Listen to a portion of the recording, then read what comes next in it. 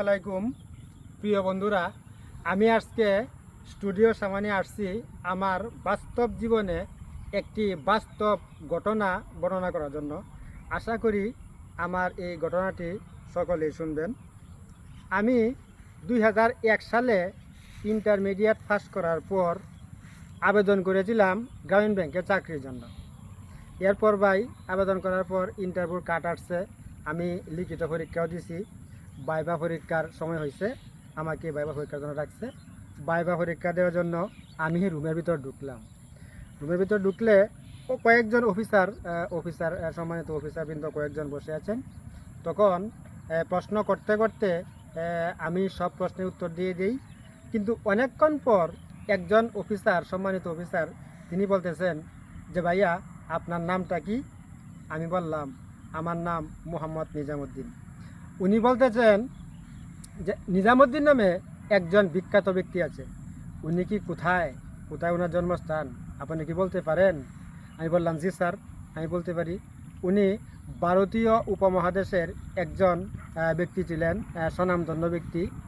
উনি কিন্তু শেষ জীবনে আউলিয়ার পর্যায়েও গিয়েছিলেন। তিনি আল্লাহর একজন আল্লাহ প্রেমিক ভক্ত হয়ে গিয়েছিলেন। তিনি বললেন থ্যাংক ইউ, ধন্যবাদ। এখন আপনার কাছে জানতে চাই উনার প্রথম জীবনের অবস্থা এবং শেষ জীবনের অবস্থা কীরকম ছিল।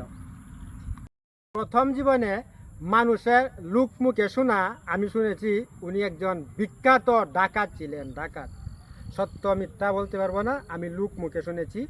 এবং শেষ জীবনে উনি একজন আল্লাহ ভক্ত, আল্লাহ প্রেমিক, মহান বড় একজন ওলি হয়েছিলেন, আউলিয়া হয়েছিলেন, যাকে বলা হয় নিজামুদ্দিন আউলিয়া।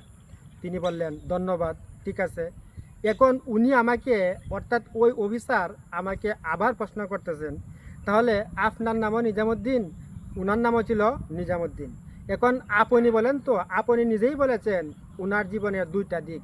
প্রথম জীবনে উনি একজন বিখ্যাত ডাকাত ছিলেন এবং পরবর্তী জীবনে তিনি একজন আল্লাহ প্রেমিক ভক্ত, আল্লাহ ভক্ত একজন আউলিয়া হয়েছিলেন।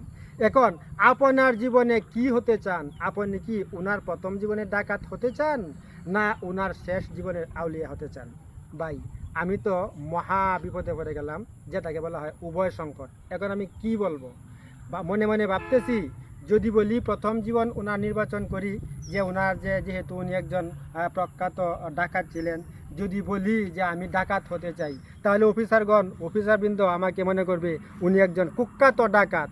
কারণ গ্রামীণ ব্যাংকে কোটি কোটি টাকার বিষয়, এখানে লেনদেন আদান প্রদান হিসাবপত্র থাকে। আমি ভাবলাম যদি বলি ডাকাত হই তাহলে তো আমাকে চাকরি দিবে না, উনি হয়তো বা টাকা পয়সা মেরে নিয়ে যাবে। তখন আমি বললাম স্যার, আমি আমার জীবনে ওনার শেষ জীবনের যে গুণ, সেই গুণটা অর্জন করে আমি আউলিয়া হতে চাই। তিনি বললেন ধন্যবাদ। আরেকজন অফিসার আমাকে বললেন ভাই ঠিক আছে, আপনি সুন্দর একটা বিষয় বেছে নিয়েছেন, ডাকাত বাদ দিয়ে আপনি আউলিয়া হতে চান, ধন্যবাদ আপনাকে। এখন আপনার কাছে জানতে চাই, আউলিয়া হতে হলে কি করতে হয়, কি কাজের বিনিময়ে আউলিয়া হতে হয়? আমি অনেক চিন্তা ভাবনা করলাম, গভীর জ্ঞানে চিন্তা করে বললাম আউলিয়া হতে হলে অনেক সাধনা করতে হবে।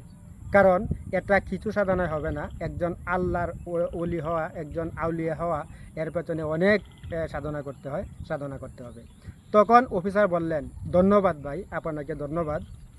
কারণ আপনার ইচ্ছা যেহেতু আউলিয়া হওয়া, আমার এই সংস্থায় কাজ করলে আপনি আউলিয়া হওয়ার সাধনা করার সময় পাবেন না, সুতরাং আপনার এই চাকরির দরকার নেই।